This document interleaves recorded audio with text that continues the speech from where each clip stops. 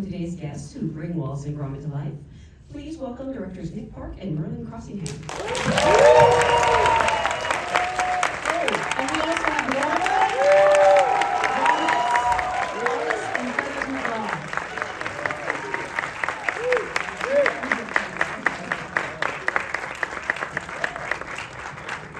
All right. The person I really want to ask a question is, why are you so evil? Nothing to say for himself.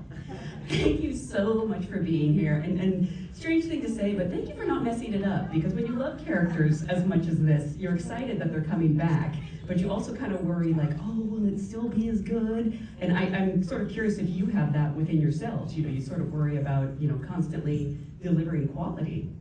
Absolutely, that was a really big concern to, especially with Feathers McGraw appearing as well, because as you know, the wrong trousers has always been a lot of people's favourites. So the last thing we wanted to do was spoil anything, and we're quite self-critical, aren't we? Yeah, absolutely, and especially from my point of view, when joining Nick and the amazing legacy that he's already established, there's a lot of pressure to not mess it up.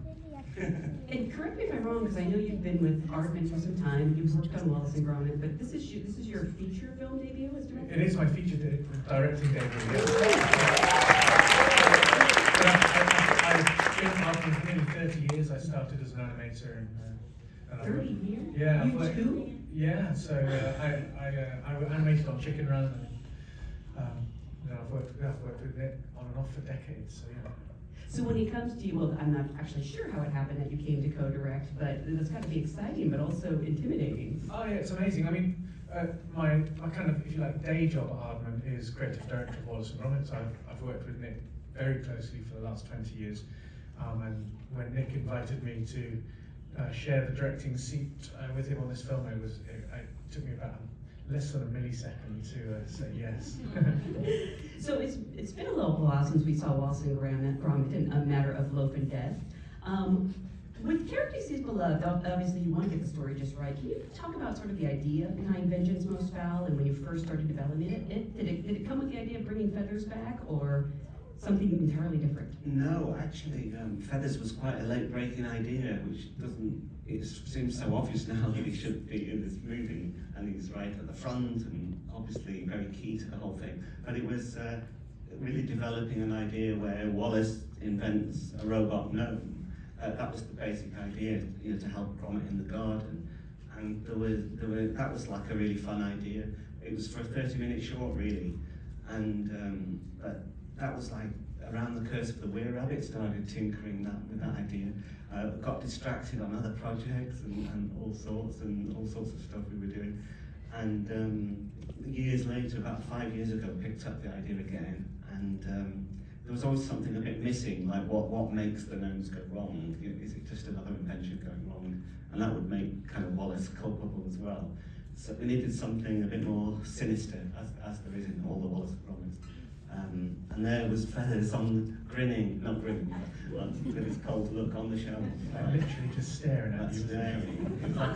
It was like a lightning flash, because many people had said, oh, is Feathers ever coming back? But there'd never been good reason to bring him back. And there it was. It was like it was more of a story issue solution than a desire to bring him back. So you're looking for sort of this reason that the robots could go evil and Wallace could be implicated, and then what do you know? We have these fears about AI that started popping up a few years ago. Was that sort of on your mind when you were thinking of these robot gnomes? Because gnomes have been a part of Wallace and Gromit for some time, I think. Yeah, it was more Mark Burton, our screenwriter, when pitched the basic kind of ideas to him. He really lit up with the idea that this is what people are going to be talking about. But it was more. Back then it was more around technology in general and how it affects our lives and what's the balance, and don't forget that the human touch is vital. But as the story developed, we realised that the Norbots were going to need a type of artificial intelligence, and so that sort of became ingrained in the story. 5 years ago the AI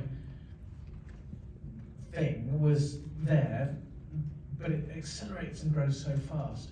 And since there's been all it's become the issues around creativity and who creates what and how with AI, or plagiarizes or whatever the issues have been around the strikes and for the artists and the writers here in Hollywood.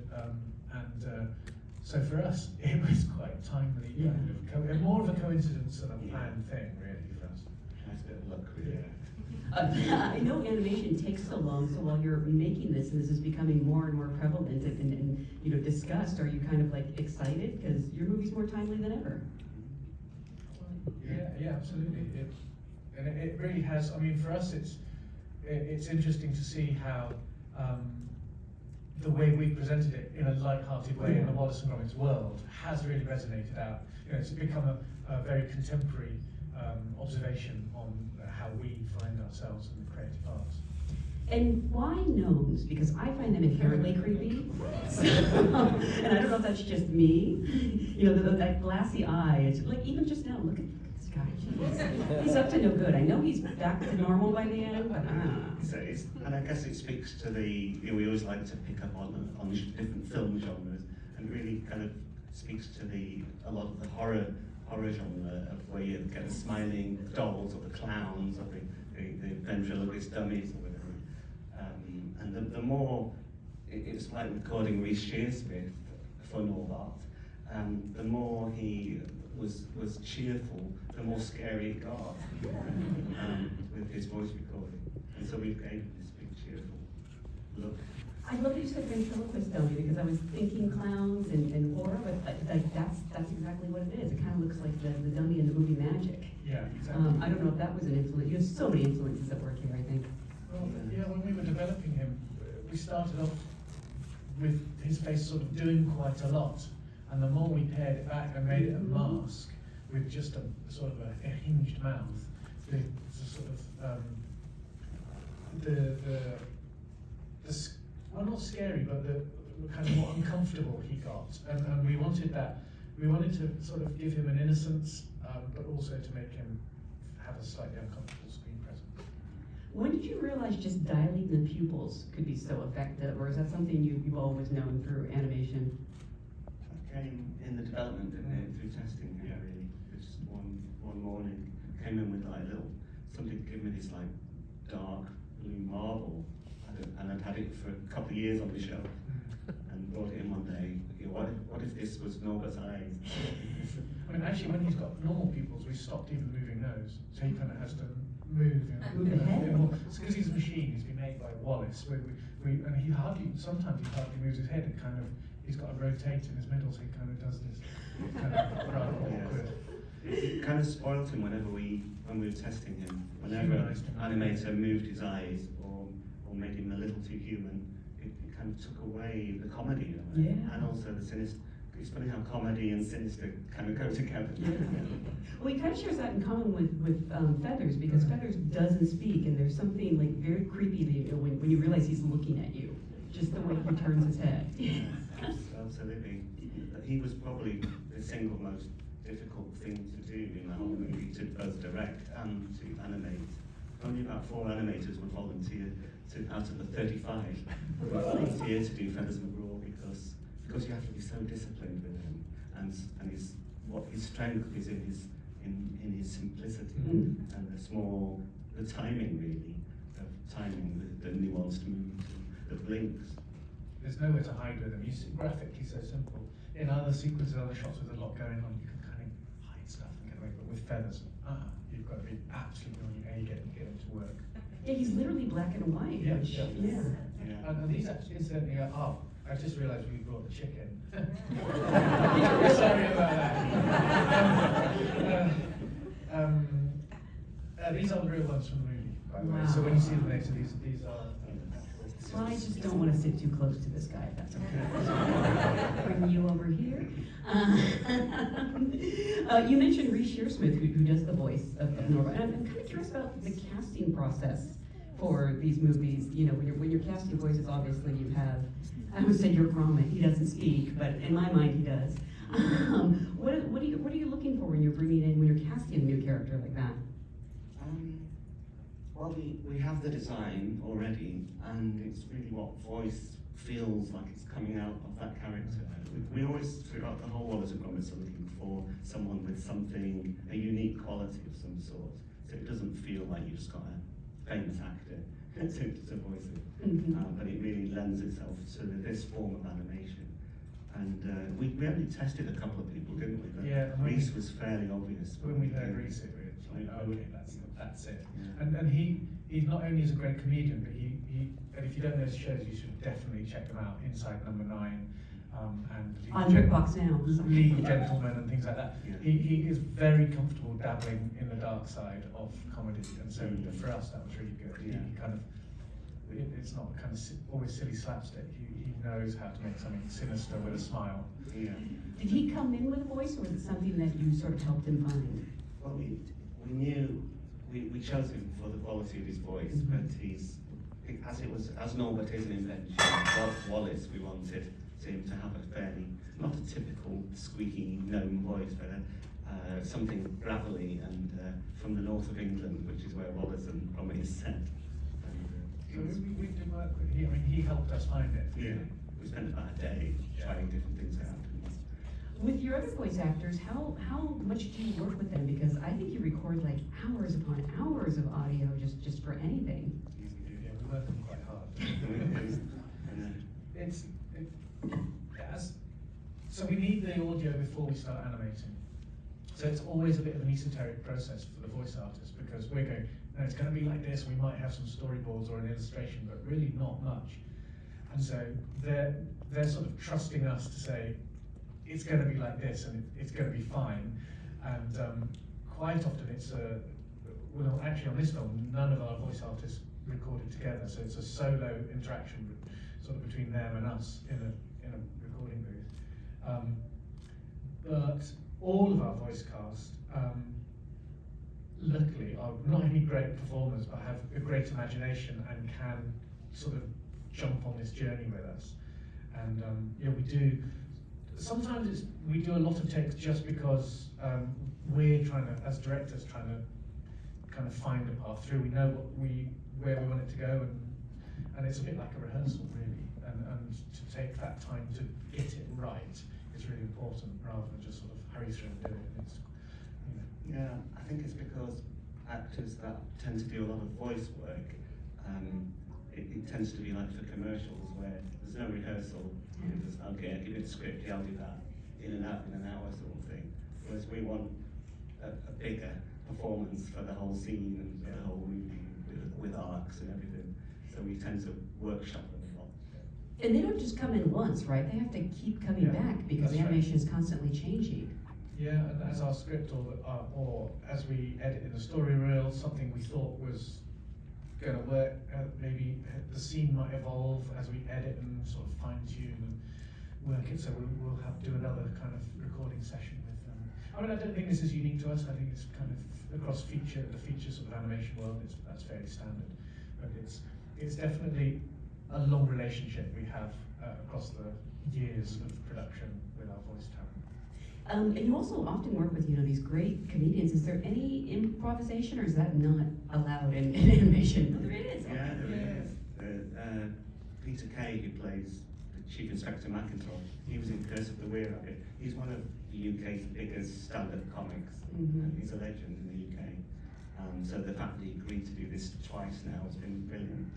But he comes up with a lot of ad-libs, and sometimes the way the line has been written maybe just doesn't quite suit their natural voice, and if they can say that line in a way that is more natural to them, then that's absolutely fine.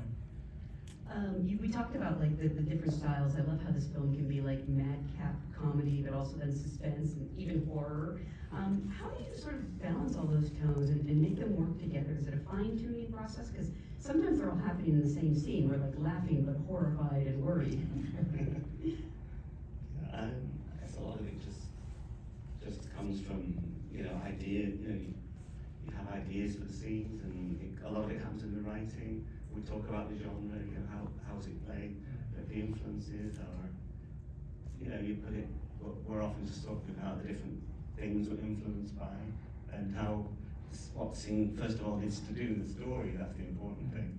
But then we also have like undercurrent comic ideas or tones or whatever it is. We'll tend to, if it gets too serious or too emotional, we'll generally chuck a joke in to sort that out. Yeah. What are some of your favorite Easter eggs you might notice spotted? This one is fairly obvious, but the book Gromit is reading. I just noticed this on the last viewing. It's like A Room to Myself or something A like that. Room of One's Own. It's a real book by Virginia Woolf. That's what's so But it's funny. Virginia Woolf. Yeah.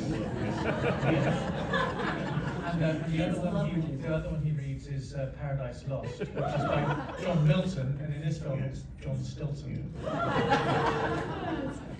Would you be willing to reveal like some of the other little things you might not have spotted? There is a bit of a filmic joke that no one ever sees. Someone put it on YouTube actually last week. But it's when Gromit's in the fog on the motorcycle. He has to dodge that truck, which is like a road maintenance vehicle, and it's full of cones. And one of the art department people put the Coen brothers on the back. Oh, I hate puns so much.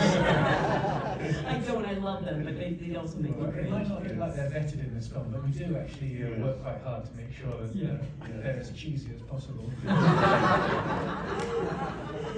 I have a friend who loves puns and he just loves to irritate you. And do you sort of have that person that you have to run your puns by? Oh yeah, all the time, yeah. No, it's us really. Yeah, it's us, yeah. The whole department, every department loves coming. The easiest joke to do, really.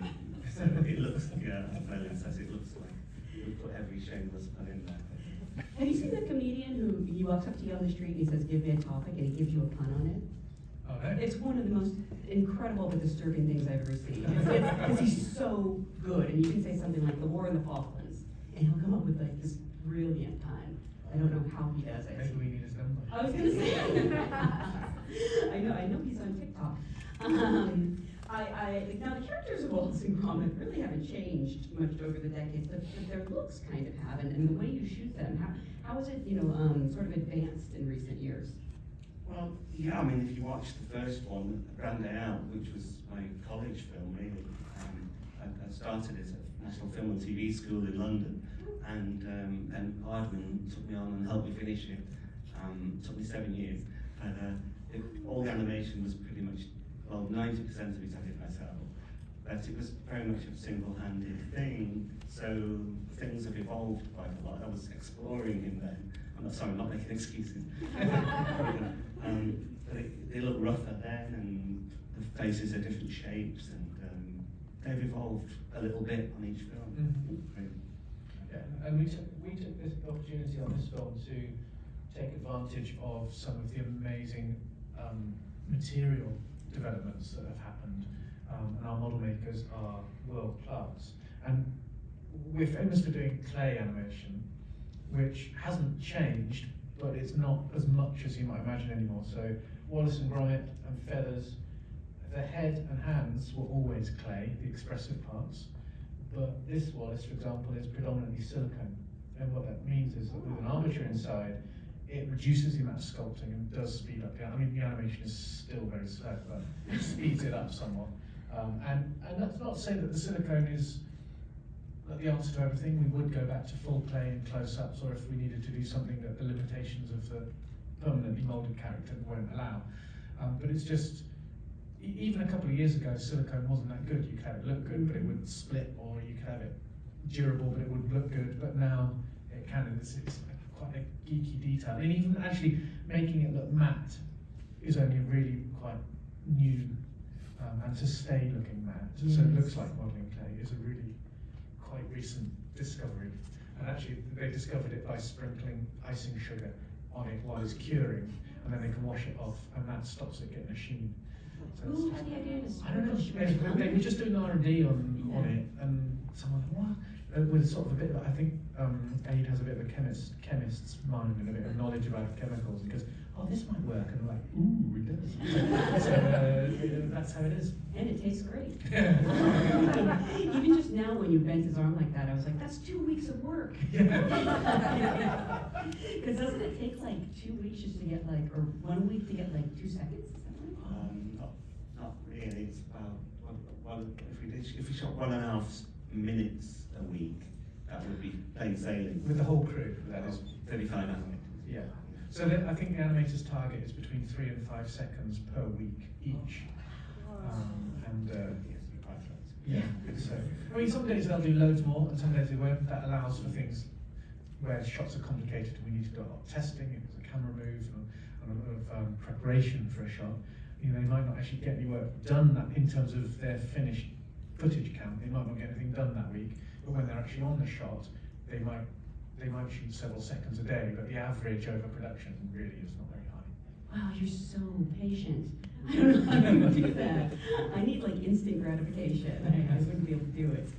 I also love how you can see like the fingerprints in them still. Yes, because even if they are silicone, like this is a gromit body is silicone, but it would have to be sculpted first in clay and then molds taken so that the fingerprint, we make sure that the fingerprints carry through to the final object. But we don't always, sometimes gromit might be completely clay, it varies, doesn't it? Yeah. Sometimes Wallace's legs might be clay because the silicone can't do everything. But it's fundamental as well to, it's a bit meta really, because it's sort of about the theme of the film as well. The human touch is really important. The craft of what we do is fundamental to our studio and Wallace and Gromit even. So, I mean, to make these films, you saw the credit list at the end, and the majority of those are artists.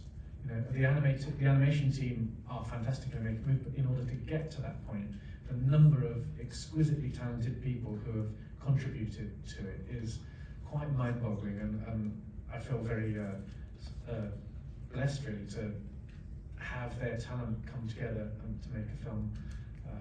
And the studio is quite remarkable at that. And I think animation, not just Aardman, but animation studios do attract fantastic kind of talent to together. So you travel with these guys all over the world, and I'm sort of curious, like, do they get their own seat, or you know, do you have to carry them at all times? Wallace is such a diva, you know. That's first class. Yeah, but we put him in a box. Okay, so there's boxes. Yeah, but it's like a pelly case. It's like a secure suitcase. When you open it though, do they get like messed around during traveling? Yeah.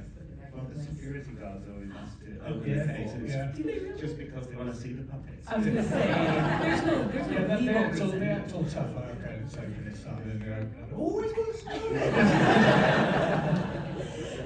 I was literally starstruck when I saw it thrown out in the lobby. I was like, oh my god, that's the greatest celebrity sighting of all time.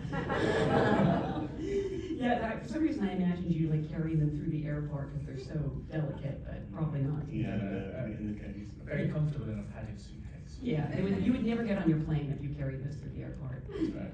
What do you think is sort of the key to the enduring appeal of these characters? It's always difficult to say yourself, being so close to them. But I know that there's a couple of things I would say is that partly it's their relationship as the man and dog, and the fact that we're a world of pet lovers, and particularly dogs, I think. And we all imagine our pets have human thoughts, and so we really relate to them. But also, I think the clay is a key thing as well, and the fact that people can relate to the fact that it's handmade. Everyone's at some point in their lives handled some modelling clay, and they can see how it's done, and somehow the craft comes off the screen. You know, the love that's gone into everything. I think comes off the screen. Absolutely. Well, I know you have to get these guys back to London, so for the BAFTA Awards, and I just want to wish you good luck over there. I want to remind everyone this movie is currently streaming on Netflix, so you can watch it again and again and catch more and more Easter eggs, because I swear every time I watch it, there's something new. Thank you so much for being here, and again, congratulations on a great film. Oh,